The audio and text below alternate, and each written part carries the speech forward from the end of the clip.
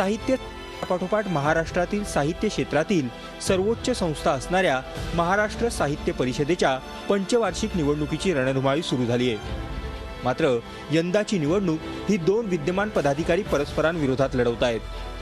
कोषाध्यक्ष सुनील महाजन आपल्या नवनिर्माण पॅनल आणि प्रमुख कार्यवाह वारंवार समोर आणूनही कार्यवाहकांनी त्याकडे दुर्लक्ष केल्याचा आरोप महाजन यांनी केलाय। इतकंच नाही तर परिवर्तन पॅनल उमेदवार पळवत असल्याचा आरोपही त्यांनी केलाय। चांगली कामं आम्हाला पुढील 5 वर्ष करायचं आहे। तिथला हॉल आहे त्याच्यामध्ये तिथे, त्याचबरोबर आम्हाला ॲप तयार करायचा आहे, लायब्ररीच्या संदर्भामध्ये चांगले काम करायचं आहे, बाल साहित्यासाठी आम्हाला चांगलं काम करायचं आहे आणि सगळी चांगली टीम, एक एक माणूस आमच्या पॅनलमध्ये, एक एक संस्था आहे। त्यामुळे हे आम्हाला सगळ्यांनी घेऊन एकत्रितरित्या चांगलं काम करायचं आहे।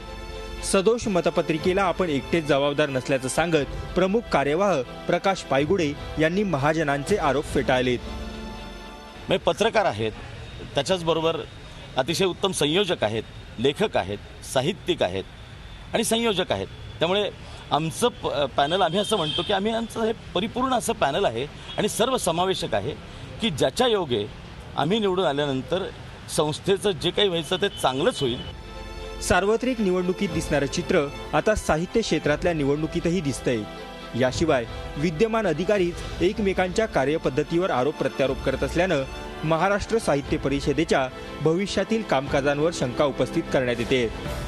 अश्विनी पवारसह bureau report, Zee media, Pune. Zee 24 तास रहा एक पाऊल पुढे।